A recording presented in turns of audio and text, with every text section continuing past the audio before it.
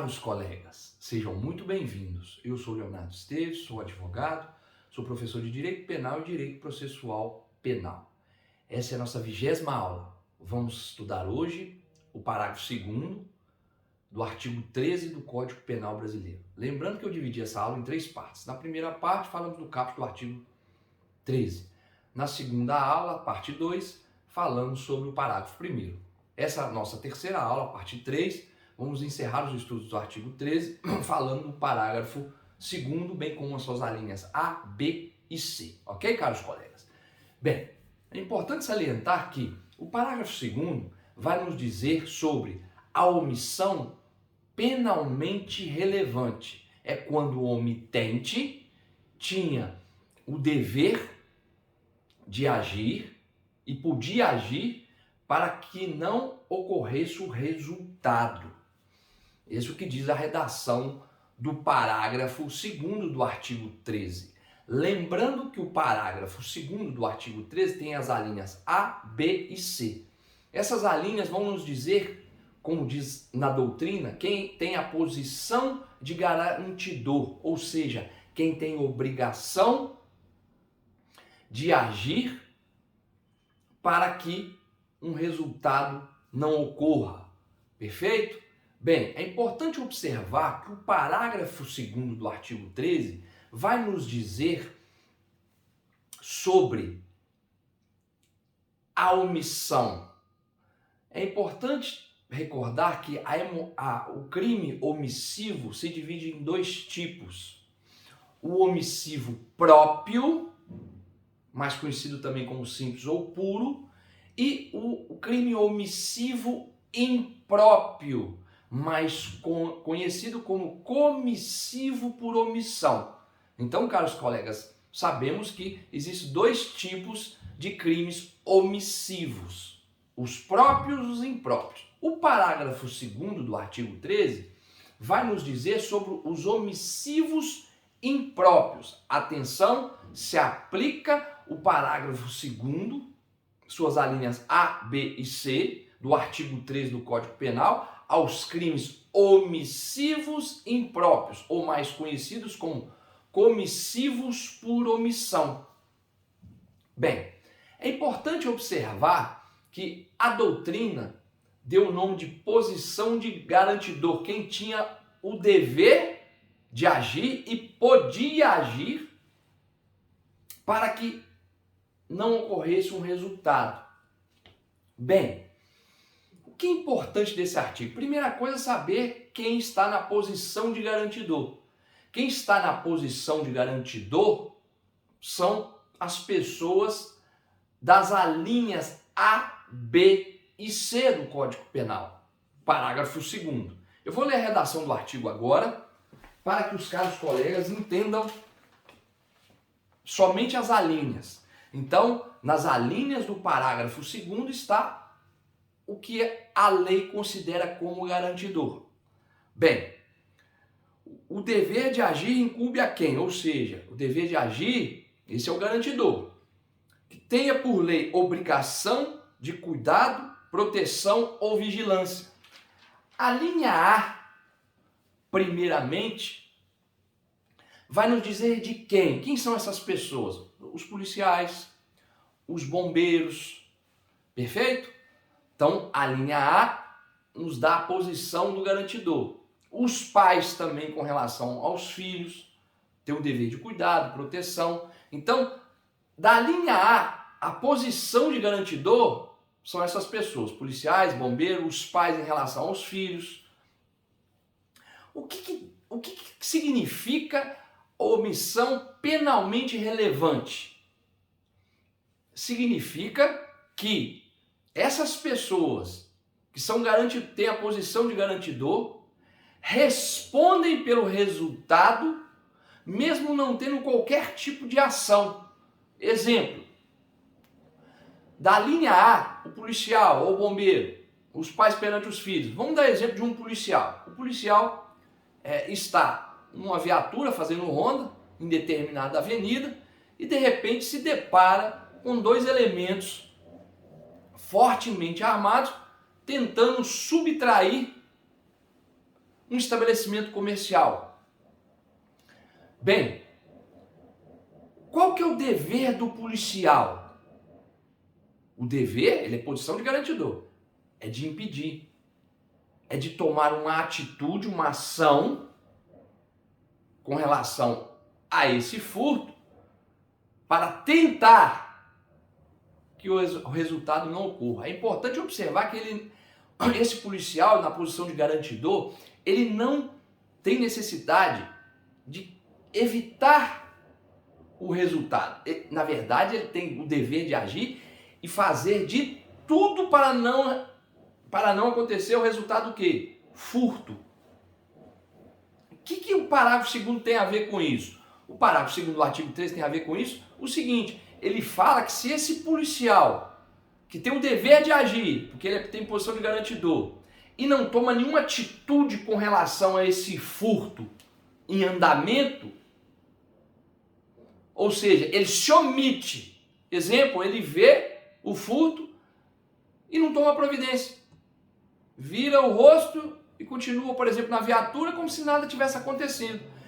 Então, o parágrafo 2º diz que ele responde nessa omissão pelo furto. Na mesma situação do policial, vendo um estupro, se omite, tem o dever de agir e não age, sendo possível, claro, para evitar o resultado do estupro, ele responde como se tivesse estuprado.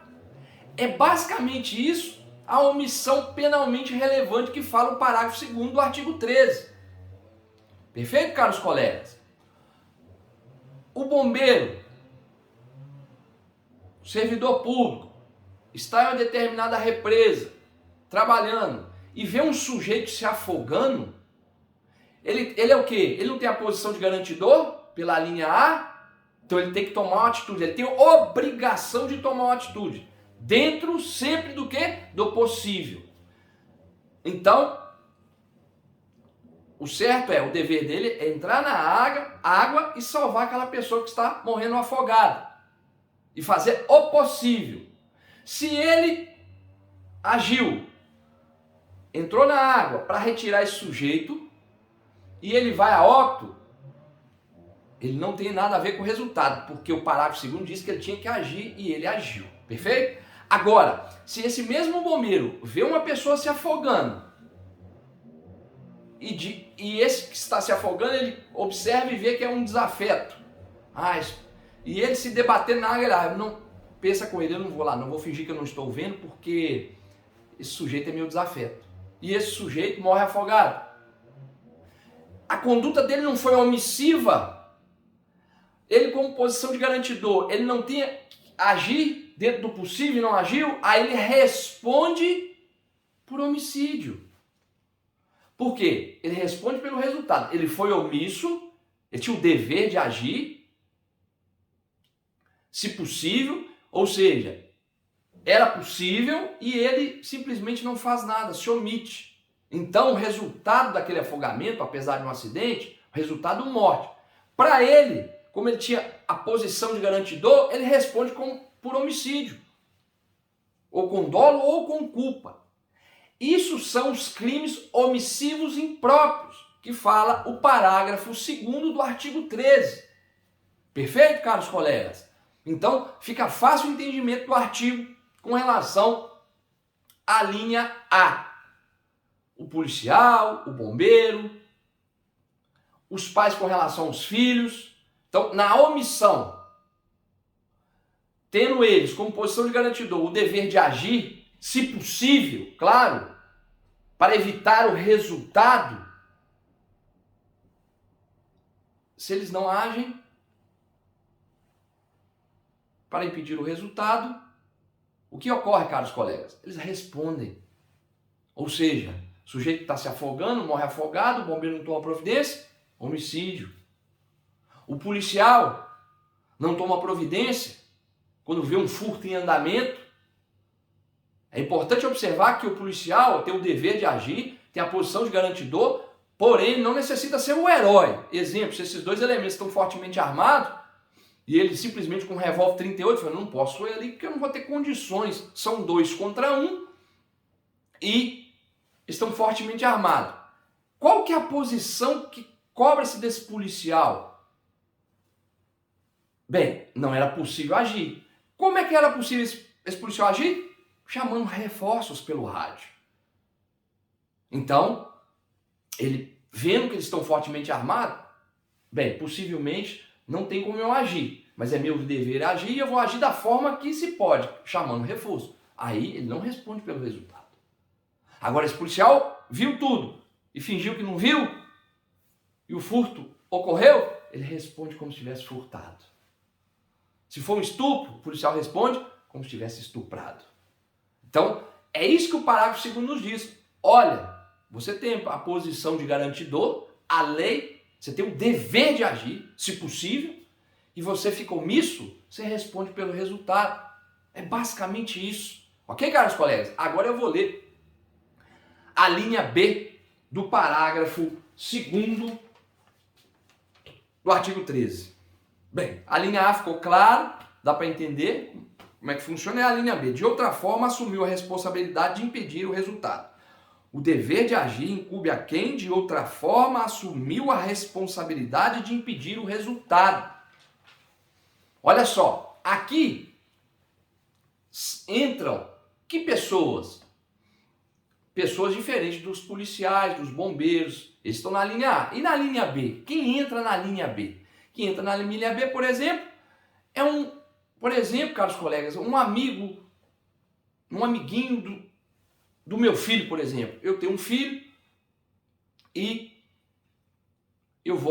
meu filho pede para eu ir na casa dos pais dele para deixar seu coleguinha brincar com o meu filho em minha casa. A partir do momento que eu procuro o pai dessa criança, eu começo o quê? Eu assumo uma responsabilidade sobre essa criança. Então, a partir do momento que o pai autoriza o seu filho vir brincar com o meu filho dentro da minha casa, aonde que for, eu sou responsável pelaquela criança. Então eu tenho o quê? A posição de garantidor da linha B do parágrafo 2º do artigo 13. Então, ou seja, eu tenho o dever de agir, se possível, por exemplo, no caso de um acidente. Exemplo, eu vou com meu filho e esse amiguinho, eu já tenho a posição de garantidor do amiguinho do meu filho. E simplesmente eu deixo entrar, por exemplo, numa piscina, sem estar observando. E essa criança vem entrar dentro da piscina sem saber nadar. E começa a se afogar. Então, olha só, aparentemente isso é o quê? Um acidente. Porém, como eu tenho a posição de garantidor, que a doutrina diz, no Código Penal, artigo 13, parágrafo 2º, a linha B, eu tenho o dever de agir. Claro, se possível, se eu poder agir. Então, se eu agir nessa situação e salvar esse amiguinho do meu filho, por exemplo, eu nada respondo.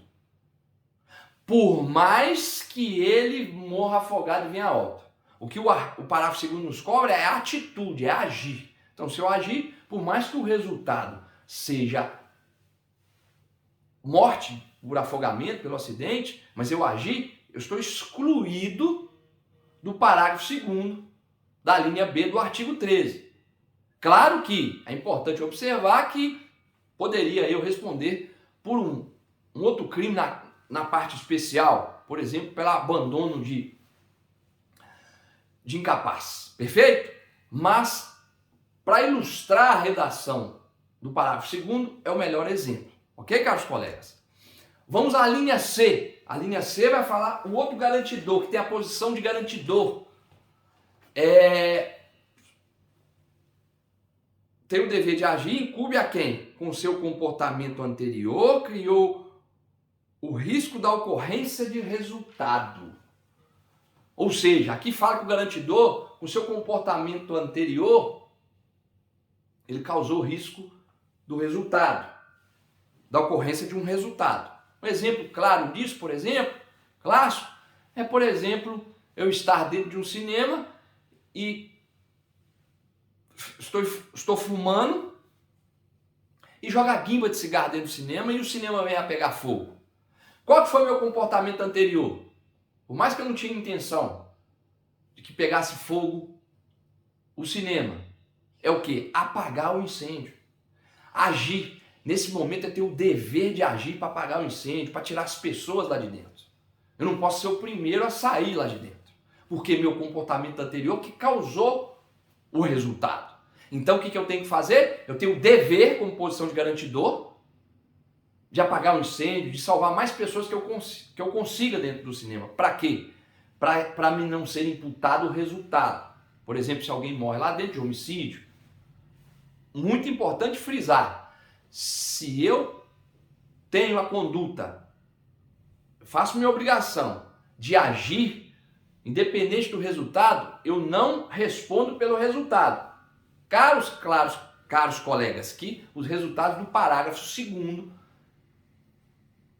do artigo 13, perfeito? Então, é basicamente isso que o artigo 13, parágrafo 2º, as alíneas A, B e C vão dizer. Então, no parágrafo 2º, vamos ter a linha A, B e C. Eu já dei exemplos da linha A, B e C, que a doutrina chama de posição de garantidor, que tem o dever de agir. O parágrafo 2º diz que a omissão é penalmente relevante para o omitente, que tem o quê? O dever, mas também, se não, obrigação. Tem o dever de agir para impedir um resultado. Então, as alíneas A, B e C vão dizer quem tem a posição de garantidor no Código Penal. E que essas pessoas é que a omissão é penalmente relevante. E obrigação, repetindo, dever ou obrigação de agir, se possível, dentro do possível. Perfeito, caros colegas? Bem, é isso que nos diz o parágrafo 2º do artigo 13 do Código Penal.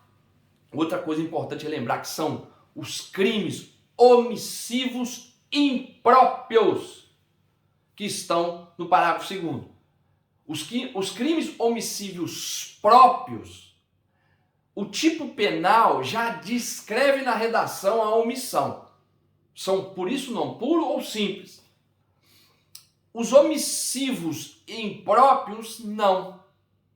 Então, é importante salientar, falando de crimes omissivos impróprios ou comissivos por omissão, estamos falando do parágrafo 2º, bem como as alíneas A, B e C, na posição de garantidor, do artigo 13. Ok, caros colegas? É o mais importante do artigo 13. Eu vou ficando por aqui. Muito obrigado. Até a próxima aula.